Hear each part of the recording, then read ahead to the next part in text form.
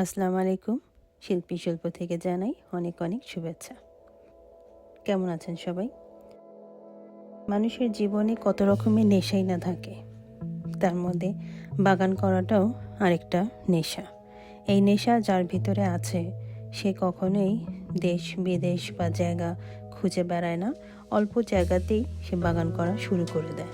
যেমন আমার মতো, আমি অল্প ওই জায়গাটার মধ্যেই কিছু বাগান করেছি।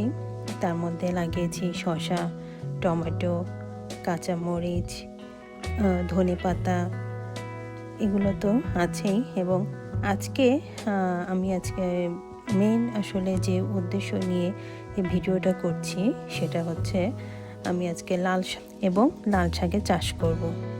চাষ তো বললে ভুল হবে, আসলে অল্প জায়গার মধ্যে লাল শাকের গাছ আর কি লাগানোর চেষ্টা করব। এটাই আমার প্রথম আর কি আমি ট্রাই করব।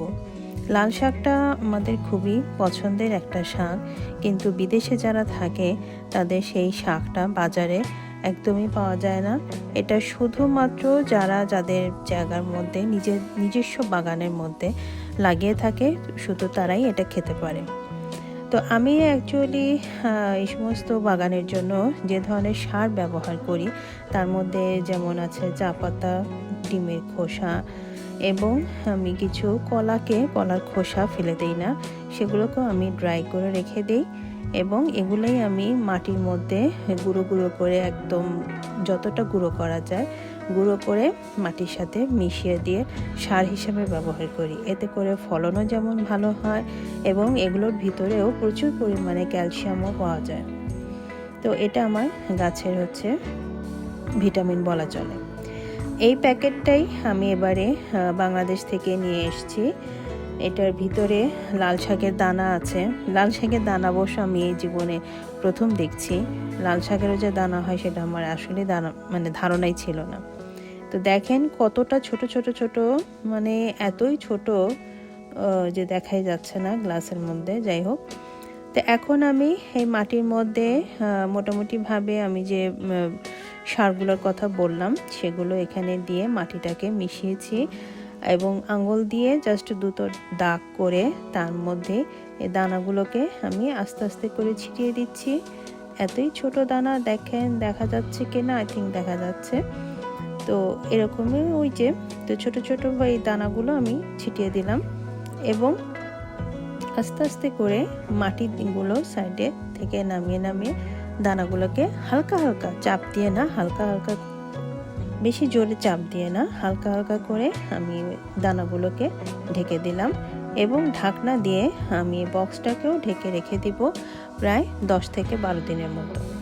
তো দেখেন 10 থেকে 12 দিনের মধ্যেই কি সুন্দরভাবে বাইরে থেকে দেখা যাচ্ছে যে শেকড় বের হয়েছে। তো এখন বক্সটা মনে হয় খোলা যেতে পারে এবং মাশাআল্লাহ অসম্ভব সুন্দরভাবে প্রত্যেকটা দানা থেকে দেখেন, প্রত্যেকটা দানা থেকেই আপনার শাকের চারা যেটা বের হয়েছে, কি সুন্দর, মাশাআল্লাহ অদ্ভুত সুন্দর, মানে আনবিলিভেবল। আমি তো বিশ্বাসই করতে পারছি না যে আমি আবার লাল শাকেরও গাছ লাগানো শুরু করে দিয়েছি। তো এখন আমি এই ছোট বক্সের থেকে নিয়ে এটাকে আমি একটা বড় একটা জায়গার মধ্যে রাখবো। সে কারণে আমি যেটা করেছি, আমার সব উদ্ভট বুদ্ধি দেখেন। তেলের এই গ্যালনটাকে এক সাইড কেটে নিয়েছি এবং নিচে দিয়ে অবশ্যই ছিদ্র করে নিয়েছি এবং এটার মধ্যেই দেখেন আমি মাটিগুলোকে ঢেলে দিচ্ছি। আর তার মধ্যেই আমি ওই চারাগুলোকে নিয়ে এসে একটা একটা করে এখানে লাগানোর চেষ্টা করব। জানি না কতটা সার্থক হব বা ব্যর্থ হব, দেখা যাক, সেটা পরে দেখা যাবে। তো লাগানো শুরু করে দিলাম।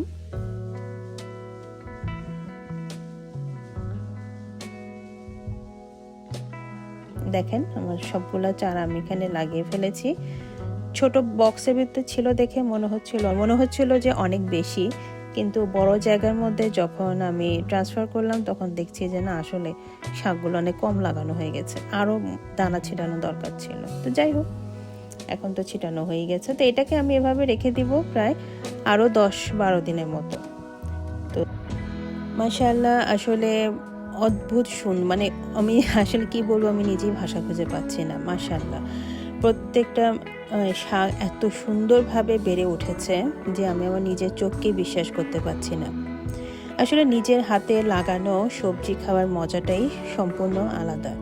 তো আমি চাইবো আপনারাও আপনাদের বাসার কাছে বা বারান্দায় যতটুকুই জায়গা থাকুক না কেন, চেষ্টা করুন, অল্প অল্প করেই হোক বা চেষ্টা করুন, গাছ লাগান এবং নিজের হাতে লাগানো গাছের চাষ থেকে ফল খাওয়ার যে মজাটা সেটা আপনারাও উপলব্ধি করুন।